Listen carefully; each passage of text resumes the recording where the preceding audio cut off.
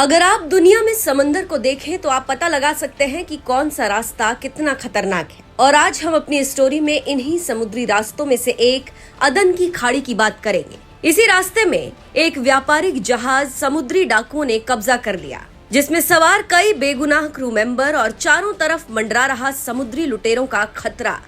लेकिन जैसे ही समंदर में भारतीय नौसेना का युद्धपोत INS त्रिकंद दिखाई दिया और उसके साथ भारतीय नौसेना के सबसे खतरनाक मरीन कमांडो मार्कोस हरकत में आए, पूरा खेल ही बदल गया। जो समुद्री लुटेरे कुछ देर पहले जहाज पर कब्जा जमाने की कोशिश कर रहे थे, वे अपनी जान बचाकर भागने लगे।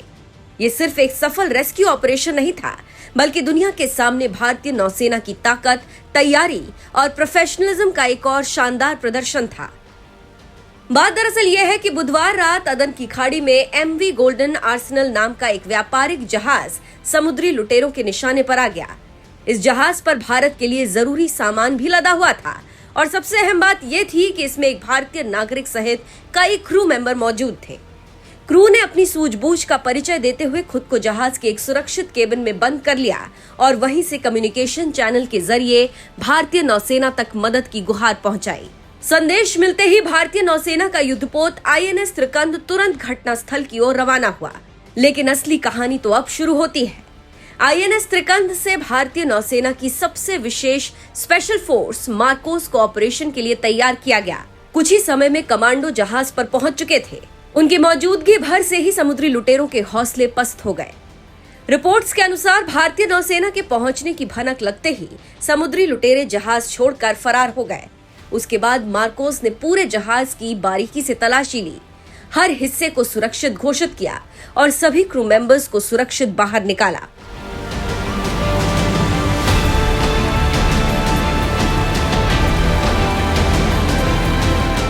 जानकारी देते चलें कि इस ऑपरेशन में सबसे बड़ी सफलता ये रही कि किसी भी क्रू को किसी तरह का नुकसान नहीं पहुंचा और जहाज को भी सुरक्षित बचा लिया गया।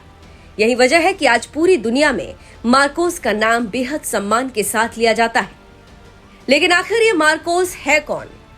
मार्कोस यानी मरीन कमांडो भारतीय नौसेना की ये स्पेशल ऑपरेशन यूनिट है।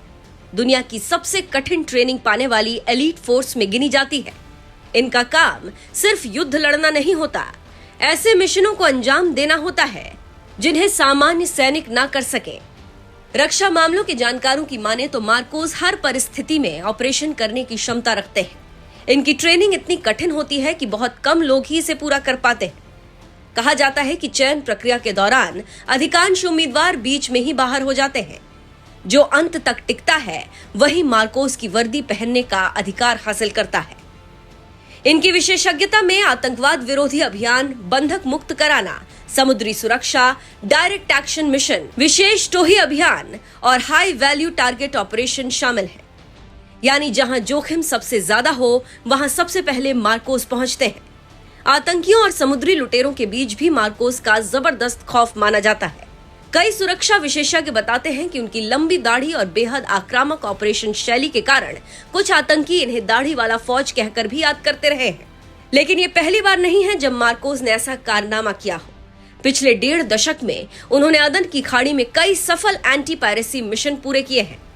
जब जब भारतीय या विदेशी व्यापारिक जहाजों पर खतरा मंडराया, भारतीय नौसेना ने तेजी से कार्रवाई की और मार्कोस ने अपने कौशल का प्रदर्शन किया। यही कारण है कि आज हिंद महासागर क्षेत्र में भारत को एक भरोसेमंद समुद्री सुरक्षा साझेदार माना जाता है। आज जब दुनिया के कई हिस्सों में समुद्री लुटेरों की गतिविधियां फिर से बढ़ने लगी हैं, तब भारतीय नौसेना की सक्रिय मौजूदगी बेहद महत्वपूर्ण हो जाती है और यही काम मार्कोस करती है।